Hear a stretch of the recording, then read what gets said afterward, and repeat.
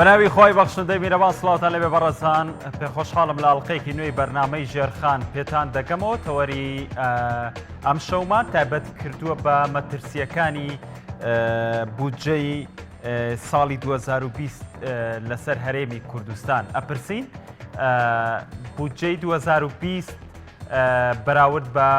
بودجەی 2019 کە لە عێراق پەسەند کرا چ کاریگەریەکی لەسەر هەرێمی کوردستان دەبێت ئایا بودجەی 2020 چ کاریگەریەک لەسەر بازاڕی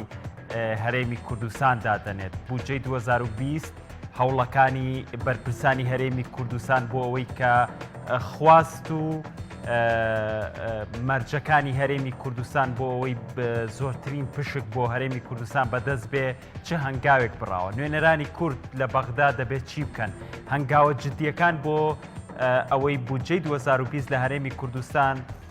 یاسای بۆ دەربچێ چین پەرلەمانی کوردستان چ ڕۆڵەکە بینێ بۆی کە هەرێمی کوردستانیش کە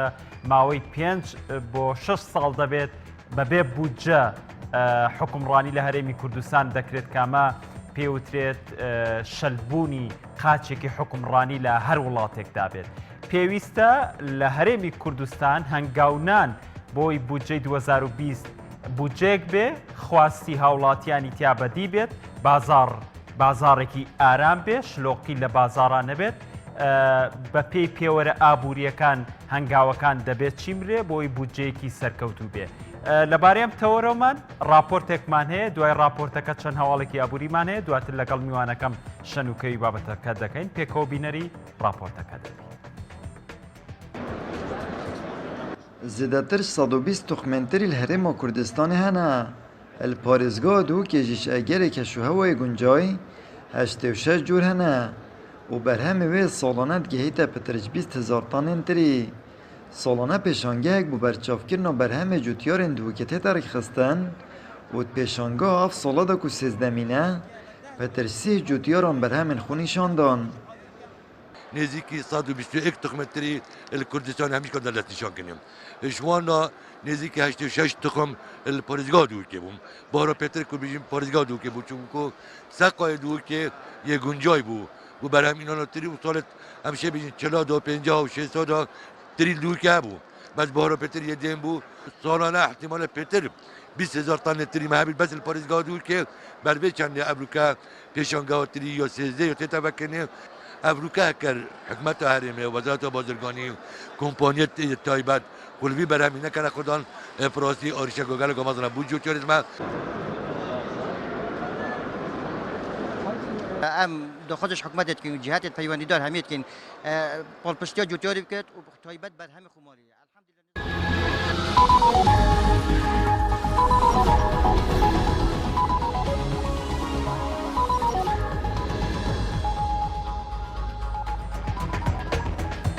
بەداوی لێبوردنەوە راپۆرتەکەمان پەیوەست نەبوو بە تەوەرەکەمان دیارە باڵات بوو کێشە نابێت قسە و بابەتەکەمان لەسەر بودجە درێژەی دەبێت وەکو پێشتر لە پێشەکە ئاماژەم پێدا چەند هەواڵێکی ئابووریمان هەیە دواتر شەنوکەوی بابەتەکە دەکەین یەکەم هەواڵمان لەبارەی نرخی نەوتەوەیە بێگومان لە ماوەی ئەم هەفتەیەدا نرخی نەوت بەرزبوونەوەیەکی بەرچاوی بەخۆ بینی بابزین هەواڵەکە لەبارەی نرخی نەوتەوە چییە؟ نرخی نەوتی خاو دابەزینی بەخۆ بینی ئەوەش بەهۆی نوێبوونەوەی نیگەرانیەکان لەبارەی ململانی بازرگانی نێوان ئەمریکا و چین بەڵام لە ئاستی ئەفتانەدا تا ئێستا بەرزترین نرخی تۆمار کردووە لە مانگی ڕابردووەوە ئەمڕۆ نرخی نەوتی خاو جارێکی دیکە دابەزینی بەخۆ بینی و کارەکەشی دەگەڕێتەوە بۆ دووبارە سەرهەڵدانەوەی نیگەرانیەکان لەبارەی ململانێ بازرگانیەکانی نێوان ئەمریکا و چین ئەمڕۆ نرخی خاوی برنج 12 سنت دابەزیوە لە دوایین مامەڵەدا بە 64.28 دلار مامەڵەی پێوە کراوە بە ڕێژەی لە 0.90 نزم بۆتەوە لە هەمان کاتیشدا نرخی نەوتی خاوی تەکساسی ئەمریکا 10 سنت دابەزی و بە 56.1 دلار مامەڵەی پێوە کراوە واتە بە ڕێژەی لە 0.70 نزمبوونەوەی بەخۆ بینیوە بۆی هێرشی چەند فڕۆکێکی بێفڕۆکەوان کە بۆ سەر دوو کێڵگەی نەوتی سەر بە کۆمپانیەکانی ئارامکۆی سعودی ئەنجام درا نرخی نەوت ڕۆژی دووشەممەی هەفتەی ڕابردوو بە ڕێژەی لە 120 بەرز بووە بەڵام دوای وەزیری وزەی سعودیە دڵنیاییدا لە کۆتایی ئەم مانگەدا بەرهەمهێنانەوەی نەوتی خاو بۆ هەمان ڕێژەی پێشووتری بەرز دەبێتەوە نرخی نەوت جارێکی دیکە ڕووی لە دابەزین کردەوە.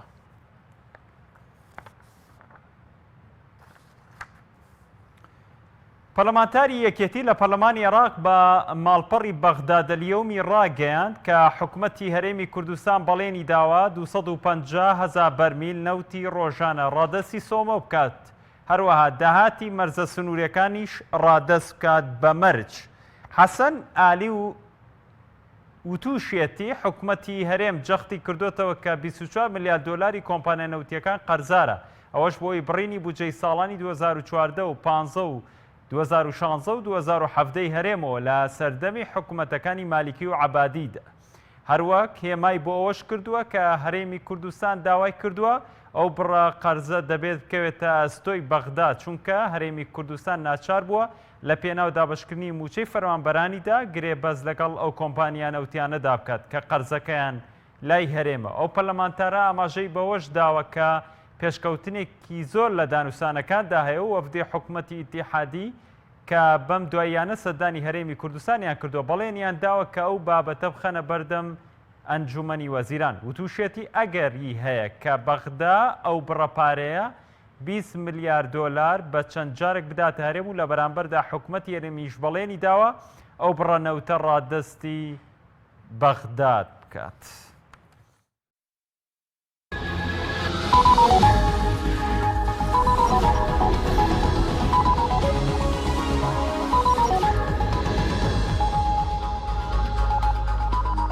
دووبارە سڵاوتان لەبێ بەڕێزان، وەکو لە پێشەکەیە باسم کرد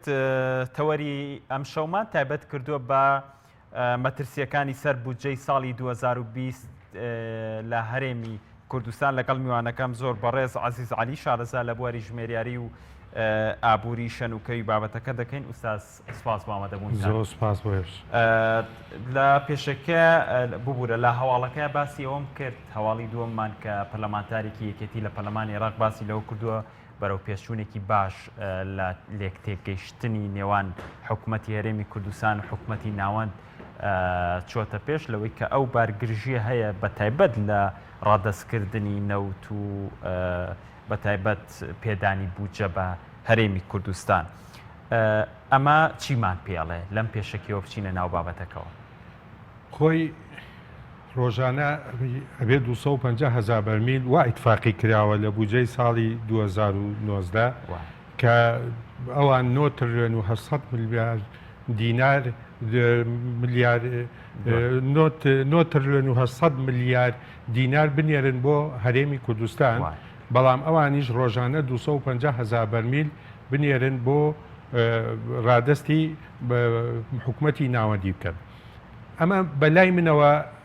یەک هەم حکوومەتی هەرێم ئەو ئیتفاقی کە کردوێتی زەرەرێتی وەمادەم ئیتفاقێکەشی کردووە ئەبێ جێوەجێ بکە. زەرەری لێ کوێ 250,000 بەرمیلە کە ڕادەست بکات بۆ بەغات. ئێمە لە ساڵی 2013ەوە نە 250,000 بەرمیلیشمان ڕەوانە نەکردووە، بەڵام 14 تریلیۆن و 800 ملیار دینار لە بودجەی حکوومەتی عێراقی هاتۆتە هەرێمی کوردستانە. بەڵام ئێمە 250,000 بەرمیل نەوت ڕادەستی حکوومەتی ناوەندی بکەین، بەڵام 9 تریلیۆن و 800 ملیار دینار لە بودجەی حکوومەتی ناوەندیەتە ئێرە. ئەمە مادەم ئیتفاقی کراوە حکوومەتی هەرێم بۆ ئەم سێ مانگە حەقە نیەتێکی باشی هەبێ بۆ ئەوەی حکوومەتی عێراق زیاتر بێتە پێشەوە، زیاتر بۆ بودجەی ساڵی 2020 زیاتر هەم ڕێژەکە زیاتر بکەین، هەم بڕەپارەکە زیاتر بکەین، بودجەکە زیاتر بکەین. حەقە ئەم سێ مانگە وەکو نیەتێک حکوومەتی هەرێم 250,000 بەرمیلەکە ڕادەست بکە. زۆر باش، دەست خۆش. بەو هیواین کە بەرپرسانی هەرێمی کوردستانیش ئەو هەنگاوە بگرنە دەست کە بۆ ئەوەی بەرەو پێشچوون لە بودجەی 2020 بەخۆ ببینین. زۆر باشە. ئوستاز ئێمە ماوەیەکی زۆرە، ینی 5 بۆ 6 ساڵە بێ کە بودجە لە هەرێمی کوردستان هەر نییە. هیچ وەزارەتێک بودجێکی تایبەتمەندی بۆ تەرخان نەکراوەی پێوترێت لە سیستمی ئابوووریە ئەگەر بودجە نەبێ و کۆی کە قاچێکی حکومڕانی شەل بێت ئەمە مەترسی ئەگەر ئەمە ئەم شێوازی حکومڕانیە لەوەی کە ساڵانە بودجە پەسەند نەکرێت و نەبێت چ مەترسیەک لەسەر هەرێمی کوردستان دروست دەکات خۆی لە ساڵی 2013ەوە نە بودجە هەبووە نە راپۆرتێکی دارایی هەبوو وەزارەتی دارایی و ئەنجومەنی وەزیران بیا بە پەرلەمان و پەرلەمان پەسەندی بکات و ئەمە بووەتە هۆی ئەوەی کە کۆمەڵێ وەزارەت هەیە کۆمەڵە دەستە هەیە لەم حکوومەتی هەرێمی کوردستانە کە بێدەنگ بوون لەمە بێدەنگی ئەمانە وایان لێ کردووە کە پاشەکەوتی موچە بەرهەم بێت بێدەنگی ئەمانە وایان کردووە کە بودجە نەبێت و کە راپۆرتی دارایی نەبێ بێکاری زیاتر بێ ڕێژەی بێکاری مەبەست لە بێدەنگی وەزارەتەکانە ئەبواە بێدەنگی لە ئەنجومەنی وەزیران ئەو بێدەنگیان نەبووایە قبوڵیان نەکردایە لە وەزیری دارایی لە وەزارەتی دارایی کە بودجەیان راپۆرتێکی دارایی نەبێت هەمان پەرلەمانیش بە هەمان شێوە پەرلەمانیش ئەبواە قوبولی ئەو مەسلەی نەکردا ینی بەڕاستی هەچەند پەرلەمانێکی شەلەل و شکستمان هەیە لەو بارەوە بەڵام بەڕاستی پەرلەمانیش ئەبواە قوبولی ئەوەی نەکردایە کە هەر هیچ راپۆرتێکیدا ئەگەر بودجەت نەبێ تۆ نازانی داهاتت چەنە نازانی خەرجیت چەنە نازانی کوتێنانت چەنە نازانی ژمارەی موچەخۆرانت چەنە ینی ئامارێکە لا نییە بۆ خەرجیانەی کە ئەیکەی و نازانی بێکاری و چەنە نازانی کێشە کۆمەڵایەتیەکانی چۆنە نازانی بازار هەموو شتێک ئەوەستێ بەڵام حکوومەتی هەرێم لە 2013ەوە هاتووە چی داهات هەبووە هێناوێتی یایەتی بە موچە بەڵام فەرمانگەکان لە جاری یەکەم وتیان لە ساسی بودجەکەتان بڕە جاری دووەم وتیان لە ساسیتان هێرێ جاری سێمیانی وای لێ هات ئەگەر یەکێ 3-4 ملیۆن دینار فەرمانگەیەک هەیبوو بێ ئێستا 750,000 وەرەگرێ یعنی ئەوە بازاڕی وەستان کە تۆ ئەو وەزارەتانە یا ئەو فەرمانگانە یا نەو بەڕێوەبەرە گشتیانە ئەچوون لە بازار شتیان نەکڕی ئەوەش بازاڕی وەستان بازاری وەبەرهێنان وەستا هینی خانوبەرە وەستا ینی ئەمە کۆمەڵێ خەتەر بوو لەسەر ئەوەی کە بودجە نەبوو دوای باسی ئەو خەتەرەکانی تریژەکەین کە لەسەری زۆر باشە ئەموو هەنگاوانە دەبێت چی بنرێت ئوستاز بۆی کە لە بودجەی 2020 لە حکوومەتی ناوەند کە هەمیشە ئەم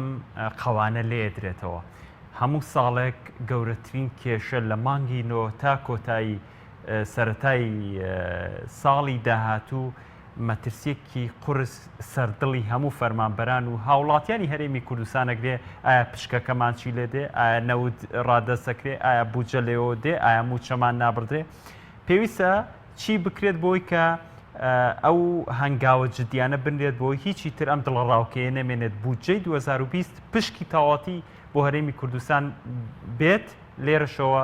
بودجە لە هەرێمی کوردستانیش پرۆژە یاسای بۆ دابدرێت خۆی بودجە چەند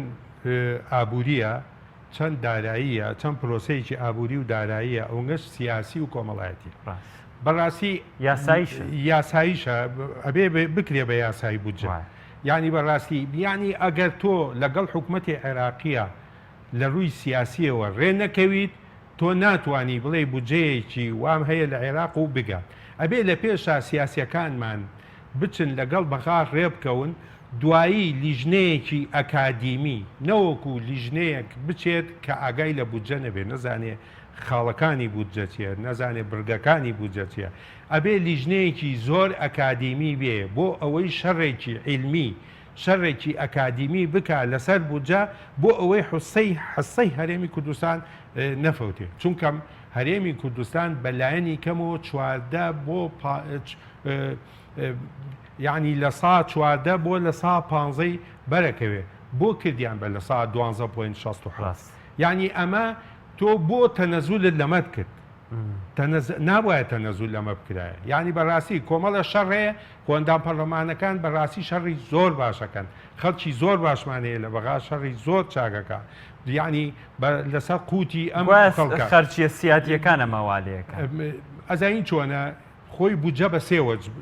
بە 12 وەجبەیەت هەر جارەی 3 وەجبەیە وەجبەیەکیان بۆ موچەیە وەجبەیەکیان بۆ ئیستسمارە وەجبەیەکیان بۆ بەرهێنا ینی هەر جارە و بە 3 وەجبێت بەڵام ئەم بودجەی ئێمە کە هاتووە ئێستا بەڕاستی بودجەی مانی ئەوە نۆ هاتووە وانە بەڵام حکوومەتی هەرێم موچەی مانی 6 یاوە یعنی تا ئێستا 5 یاوە نیوەی وەزارەتەکان ماوە 6 یعنی بەڕاستی وان لە موچەخۆران کردووە کە تەواو شکستیان پێناون بە هیچ کۆبوونەوەیەک بە هیچ بەڵەنێک مقنیع نین خەڵکی موچەخۆر و کاسبکار مقنیەتی زۆر باش ئەبێ و هەنگاوە چی بێ وەکو پرسیارەکەم کرد بۆی سەرکەوتو بین بودجەکەمان بە تەواوەتی بەدەست بێنین ئەو یەکە لە هەنگاوەکان ئەبێ حکوومەتی هەرێم تەخمینێکی خەمڵانێکی بودجەی ساڵی 2020 پەسەند کرد بێت بەڕاستی بۆ ئەوی بە چاومان ڕوون بێت ئستا یەکێکەڵێ 100 میلیارد دلار قەرزالە یەکێکەڵێ 20 میلیارد و یەکێکەڵێ 30 میلیارد و یەکێکەڵێ 40 میلیارد بە حەقەت لە بودجەی ساڵی 2020 ئەبێت بزانین ئێمە قەرزەکانی حکوومەتی هەرێم چەندە بە فعلی بیەن ئەمەیە دوو ژمارەی فەرمانبەران ژمارەی موچەخۆران یەکێکەڵێ 1,400,000 یەکێک بڵێ 1,300,000 یەکێکەڵێ موچەی فەرمانبەران سەیریکە ژمارەی فەرمانبەران 682,849 فەرمانبەرە هەموو ساڵێک 7 تا 8,000 فەرمانبەر خانەنشینە بێ 7 تا 8,000 فەرمانبەر خانەنشینە بێ بەڵام هەرەڵێ 682,000 ئێ باشە کاکە ئەوە تۆ 9 ساڵە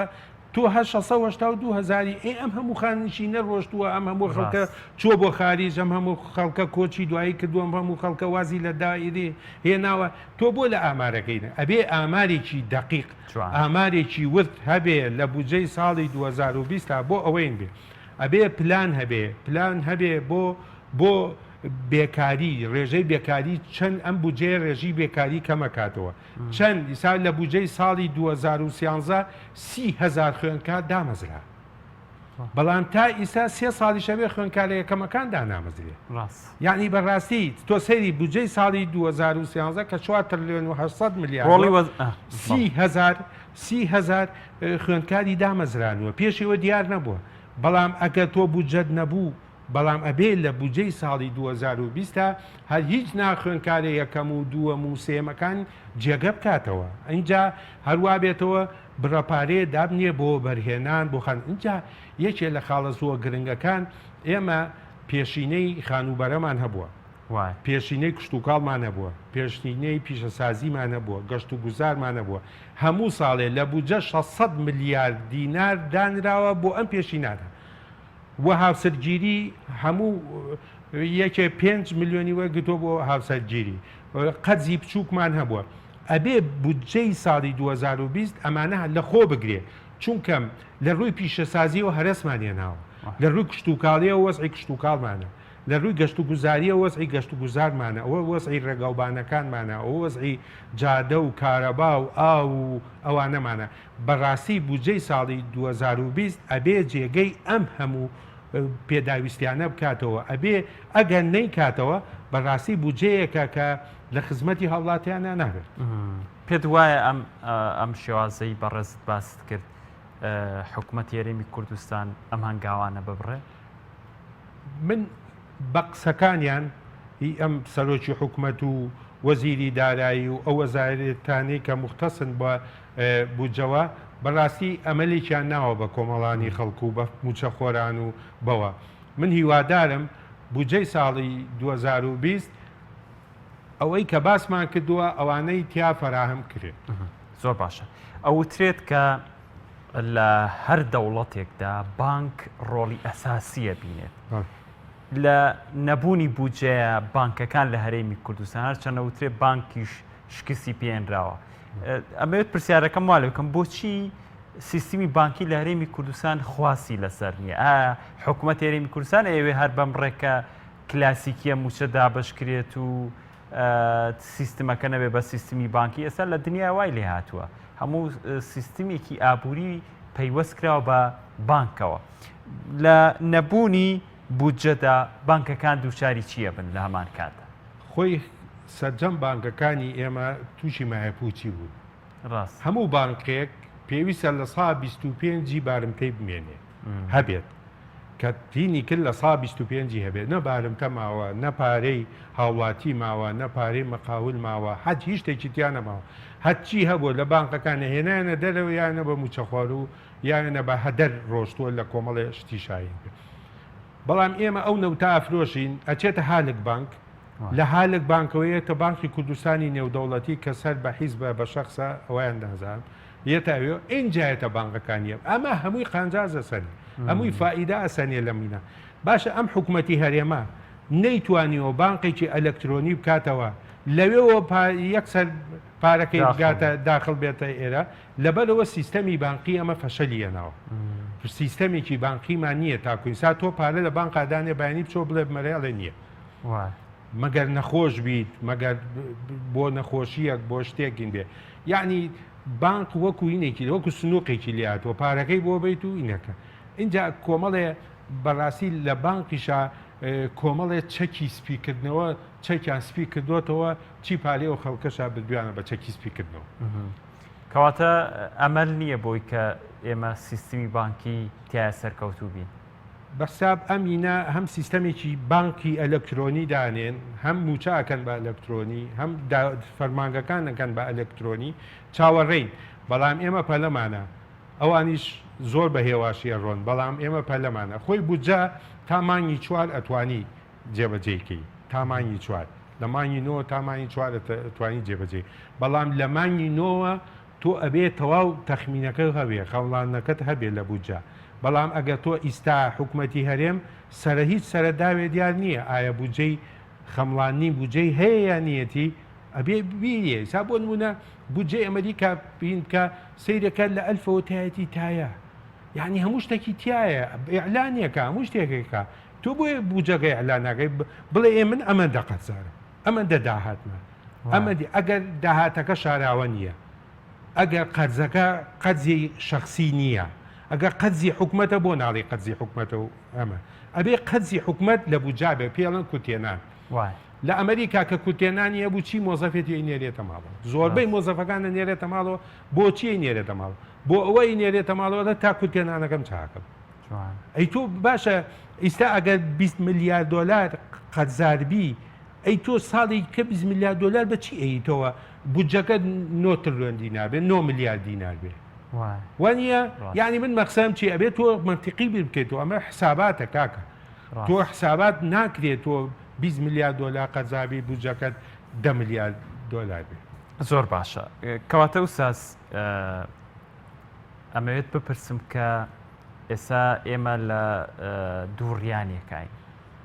خۆمان بدەینە دەست بودجەی حکوومەتی ناوەند وەکو بیرەکرێتەوە کە ئەو ئەژووترێت ئەگەر حکومڕان لە هەرێمی کوردستان حکومڕانێکی شەفاف بێ دەستپاک بێ ئەمین بێت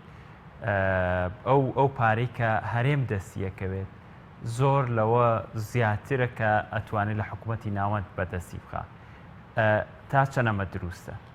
ئەوەی کە یعنی بە فعلی دیارە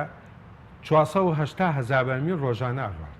ڕاست 150,000 بەرمیل لە دوو پاڵاوگا ئەپاڵێورێ و هەموو بەرمیلێک نەوت بە من و تۆیە بە 125,000 یعنی بە وەرەقێ ئەیکا بە گاز ئەیکا بە نەوت ئەیکا بە ئەمەش داهاتە وانە 150,000 بەرمیل ڕۆژانە بە تەنکەرە ڕات ئەنج ئەمە چێتەوە بودجێ حکوومەت ئەمە ئەگەری حکوومەتە ئەبێ وابێ ئەبێ بێ بەداهات ڕاست ئەگەری شخصیشە ئەعلانیکەن ڕاست بڵێ کاکەمەی شخصە و ئەمەی فلان کەسە و ئەعلانیکەن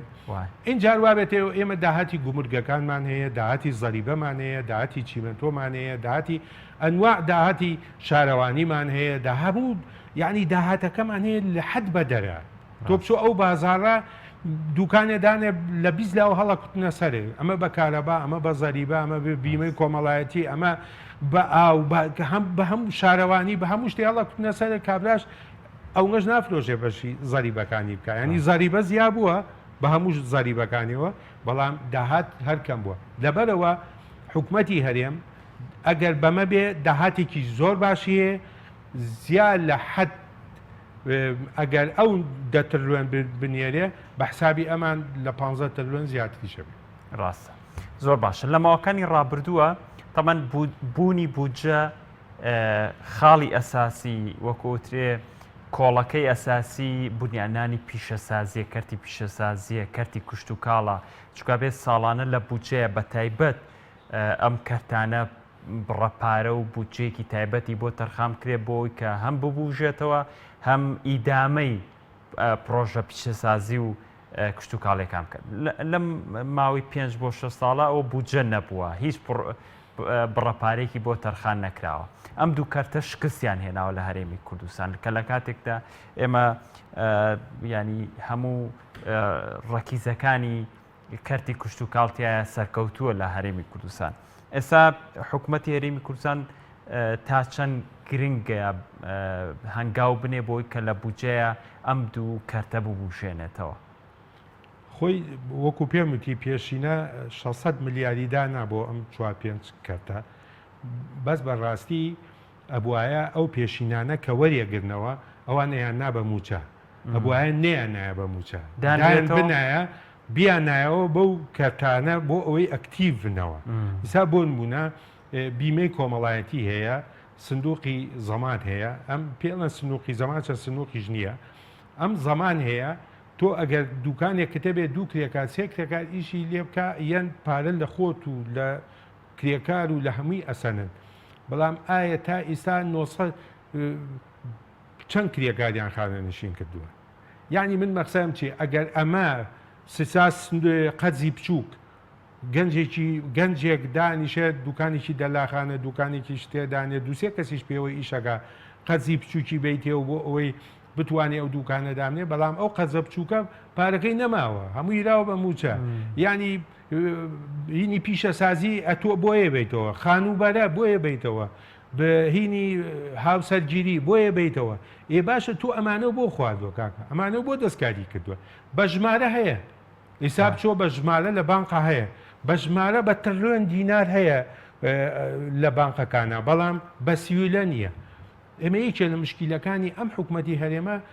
کەمی سیویلە بوو ئێمە نەمانەتوانی ینی حکوومەت نەیەتوانی مانگانە 850 ملیارد دینار سیویلە بابە موچەخۆر یەکێ لە مشکیلەکانی پاشەکەوتی موچە ئەوە بوو لەبەرەوە سیویلە کەم بووەوە چونکە بودجە لە بەغاوە لە حکوومەتی ناوەندەوە ناهات کە بودجەش نەهات سیویلە نایەت پارە کۆنوینەکە ئایستا بودجە لەوەیە سەیریکە خەڵک پارەی تازە بەدەستیەوە بینێ کۆنەکان بدەوە دەنامێنێ بدەوە دائیبەنەوە بۆ جێگەی خۆی وین بێ من ئەمە حاڵەتێکە پێویستە بەڕاستی ئەو کەرتانە جاران سەیری ئەم سلێمانیەوە بکردایە دووکەڵ بەرزە بۆ ئەم هەموو مەعامل و مەسانە عوشتا ئێستا لە سا 6 بۆ هەفتای مەعاملەکانەوەی داخراوە چونکەم توانایی کێبڕچەی نییە لەگەڵ پیشەسازی ئێران و تورکیا و وڵاتانی دەرەوە ئێستا تۆ بچۆ بۆ بازار شتێکی خۆماڵی بکڕی چی ئەکڕی هیچ نییە بیکڕی شتی خۆماڵی بەڕاستی ینی هیچ شتێک نییە هی خۆماڵی بێت و بیکڕیت و بیچێرە لەبەرەوە ئەم بودجەیە پێویستە گرنگی با بەم کەرتانە کەتی پیشەسازی کەتی کشت و کاڵ کەتی گەشت و گوزار قەرزبات بە گەنجێک بۆ ئەوەی دوکانێ دابنێت و بتوانێت ئیش بکە بەڵام ئیسا تۆ کابرا کرێکارێکەیەنی فلیپینی ئەم لاولایە بە دوو وەرەقەی ئیش بۆ کا بە سێ وەرەقەی ئیشەکە بەڵام کرێکارە خەڵکی شارەکە ناتوانێت بە سێ وەرەقە مانی ئیش بۆ بکە چونکە بژێوی ژیانەکەی زۆر گرانە زۆر مەعیشەتی لەسەریەکەوێت و زۆر گران زۆر باشە ئوستاز گەشەی ئابووری لە نەبوونی بودجەیە چ پێناسەیە کەڵەکرێ لە هەرێمی کوردستان بودجە نییە گەشەی ئابووریمان چ پێناسەیە کەڵەکرێ زین چۆن ئیستا ئابووری ئێمە داڕماوە چونکەم بودجەمانە ئابووری هەرێمی کوردستان لەکوێ ڕوو لە گەشەیە داڕماوە هیچ ئابووریەک تۆ ئەبینی هیچ شوێنێک ئابووریەکی تەواوەتیە بێت بجگە لە نەوت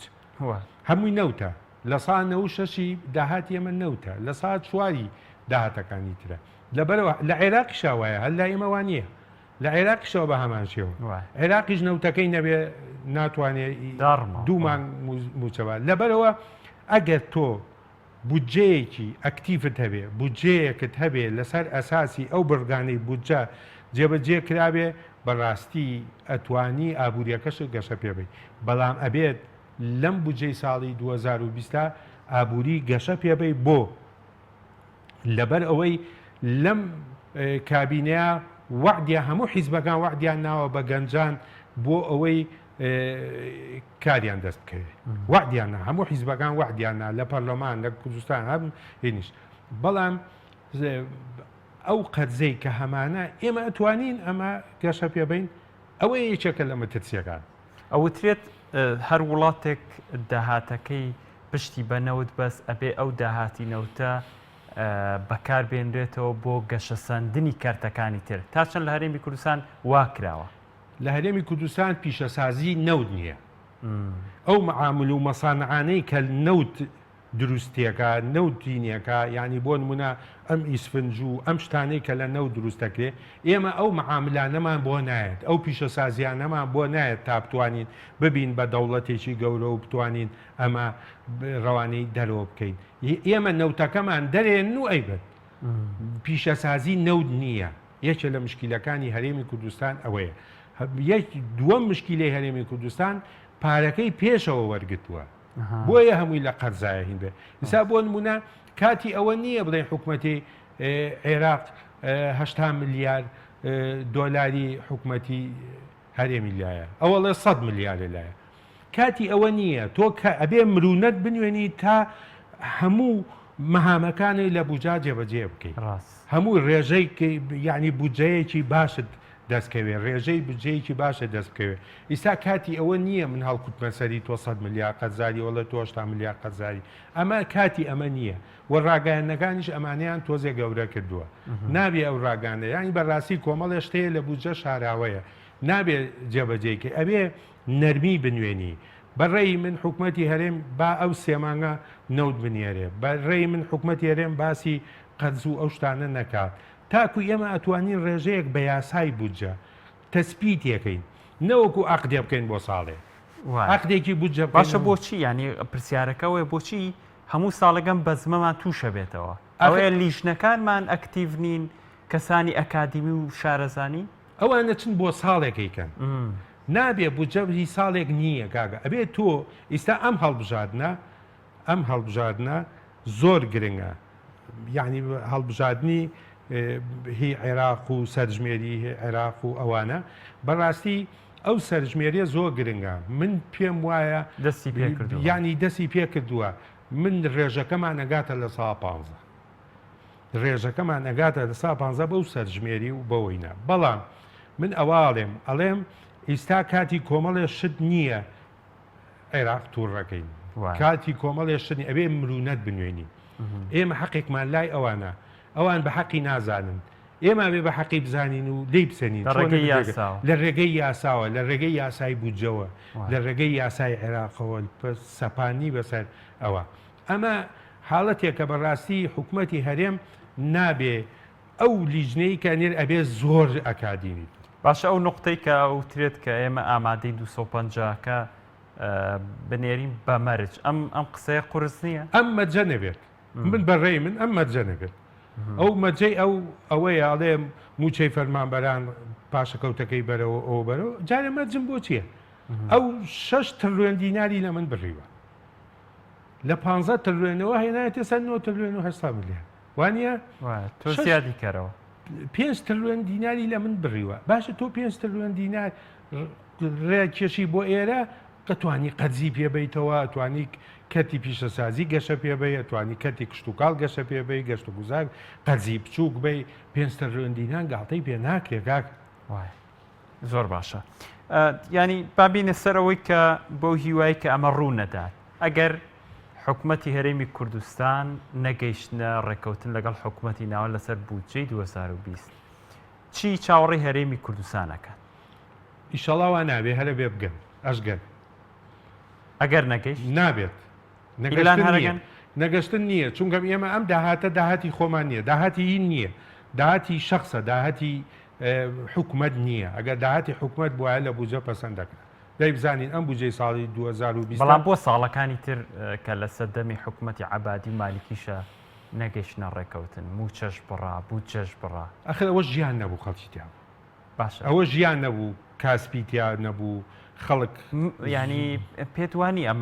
ئەمە ڕوو بدات بۆ ئەوە ڕوویدا بۆ لە ئێستا ڕووی نەدا ئەگەر ڕوویدا ینی حکوومەت یاریمی کوردستان وەکو ئەو ساخراپە بێ یاخود هەنگاوی باشتری من پێم وایە ئەگەر ئەوە ڕوو بە خراپترەوێ بەڵام ئەگەر بودجەیەکمان هەبێ و بڵێ ئەمە داهاتەکەیەتی شەفافانە بڵێ 10 تریلیۆن دینارمان هەیە 15 تریلیۆن دینارمان هەیە بەڵام نەک ئەم 6 مانگە بڵێ و بەیانی بڵێ نەما خۆ لە پەرلەمانی ژووتیان ئێمە داهاتی سربەخۆمان هەبێ سربەخۆ نەوت بفرۆشین زۆر نایڵێن ئیتر نایڵی سربەخۆ نەوت بفرۆشی قەنەعەت ناکەم وەکو جاران ئێمە پارەکەمان بچێتە هالێک بانکەزانی هالێک بانک فەشەلیە نابوو بەو ئیتفاقیە 52 ساڵیە 50 ساڵیە هالێک بانک هەڵسایەوە خۆی هەستادەوە چی پارەی ئێمە و قوتی ئێمە بوو لە هالێک بانک بوو ئیشی پێکرد سا هالێک بانک بە قووەترین ئەبێ بانقی تورکیایە و ئیستاش بە قووەترین بانقی تورکیایە باشە خێرە تۆ لەوێ ئەیبیتە ئەوێ بۆ ئەیهێنیتە کوردستان بانقی کوردستانی نێودەوڵەتی بۆ نەهێنیتە بانقەکانی خۆت یعنی ئەم حکوومەتە گەورە گرانە ناتوانێت حکوومەتێک بانکێکە ئەلەکترۆنی بکە زۆرم پێ سەیرە خۆ ئەمە گەندەڵیە ئەمە نائیداریە زۆر باشە هەرچەند تۆ زۆر گەشتبینی ئەگەر ینی دڵنیای لە چ جەمسەرێکەوە ئەوەنە دڵنیای کە ئیلان حکوومەتی ناوەند و هەرێمە گەنە ڕێکەوت یەک بە ئازایەتی ئەو ئەندام پەرلەمانانەی کە لە بەغان باشە دوو بەڕاستی نیەتەکان زۆر باشن و وەفد لەسەر وەفدیە هەمووی تایبەتە بە بودجە وەفد لەسەر وەفدیە و نیەتی حکوومەتی هەرێمیش زۆر باشە لە بەرامبەر حکوومەتی ناوەندا من لەو ڕوانگەوەڵم لەوانەیە هەڵەش بم دوای شتێکینە بەڵام من لەو نیەتانەوە ئەڵێم یعنی زۆر بەپەرۆشن ئەندام پەرلەمانەکانی بەغا و حکوومەتی ئێرەش زۆر بەپەرۆشە بۆ ڕێکەوتن و بۆ ئەوەی کە لە بودجەیەک نەک بۆ ساڵێک ئەبێت تەسپیتی ڕێژەی بودجە بکەی بۆ هەتاتین بێ ینی ودەوەدا گەشە ئەکاخۆ ئینسانیش لەوە نامێنێتەوە لە سا حەڤە ئەوە بوو ئیتفاقیەکی سیاسی بوو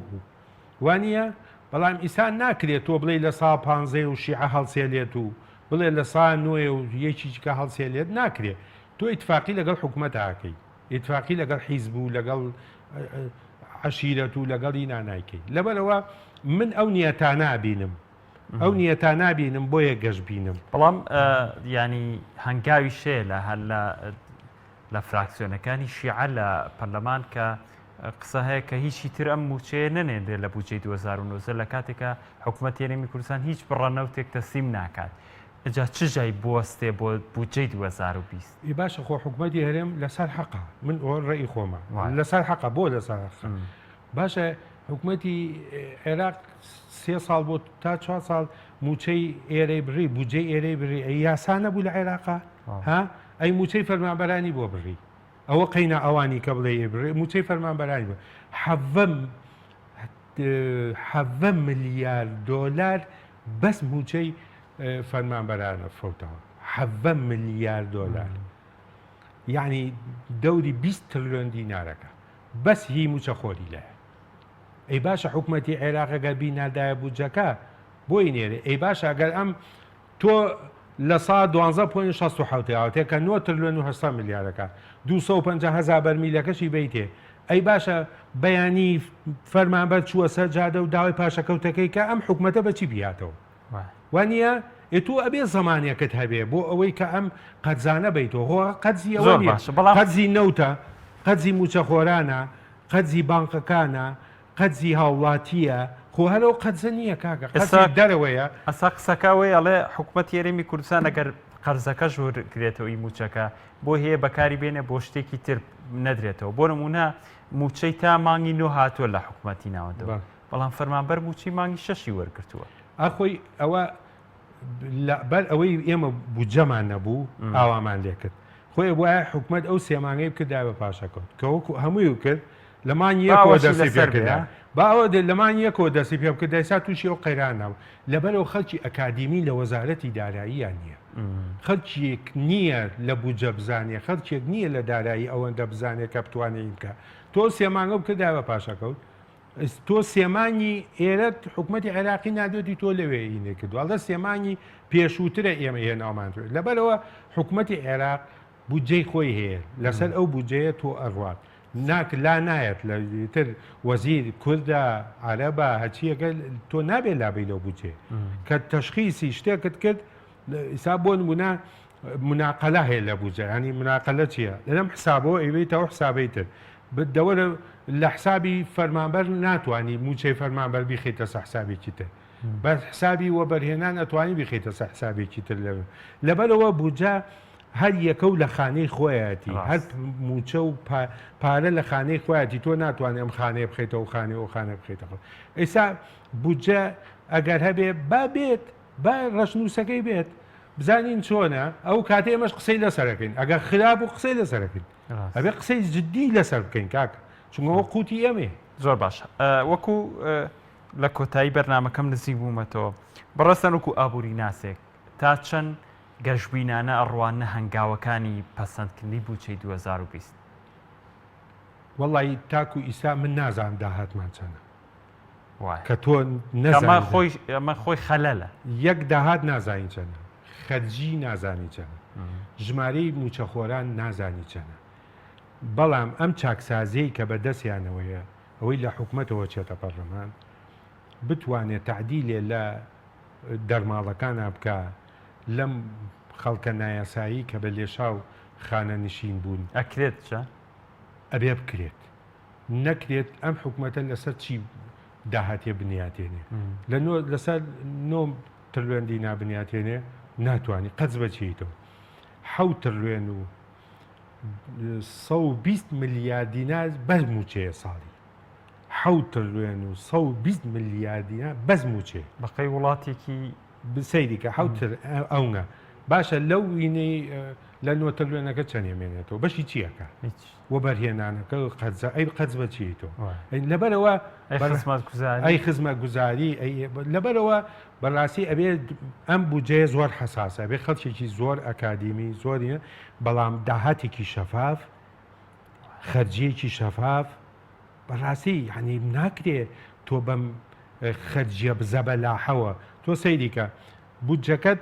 لە 2013 14 تریلیۆن و 800 میلیارە هەر عینی خەرجیمان هەیە کە 9 تریلیۆن و 800 میلیارە هەر عینی خەرجیمانە زیایی کردووە کەمی نەکردووە کارەساتەوە یعنی من مەقسەم چێت چی زیا کردووە ئەم هەموو خانە نشینە بێ لێشەوە بە لیوە و بە عەمید و بە عەقید و بە نازانم چی بە مدیر عام و بە ئینەکە چەندین میلیارد دۆلار بە سەدەهان میلیارد دۆلارە چێ بۆ ئەوانە ئەمە مشکیل ئەمە کارەساتە تۆ لە جارە خۆت پاکەرەوە لەم هەموو گەندەڵیە اینجا داهاتەکەت شەفاف بکە بزانە بودجەیەک لە خزمەتی هاوڵاتیان لە خزمەتی موچەخۆران لە خزمەتی پیشەسازی لە خزمەتی گەشت و گوزار پەسەند بکە بزانە خەڵکیش چەپڵەت بۆ لێ ڕاست کەواتە گەشتبینی بە پەسەندکردنی بودجەیەک کە لە قازانجی هاوڵاتیانی هەرێمی کوردستان سەرەتای دەرنەکەوتۆ نازانم سەرەتا بعد تەخمینەکەی ببینین ئەتوانین تەقیمێکی بکەین زۆر سەنگانێکی بۆ بکەین زۆر سپاس بۆ بەڕێز عەزیز عەلی شارەزا لە بواری ژمێریاری و ئابووری لەم تەوەری بەرنامەی ژێرخان لەگەڵمی زۆر سپاس بۆ بەڕێستان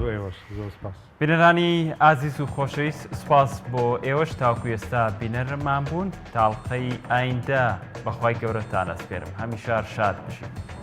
دەست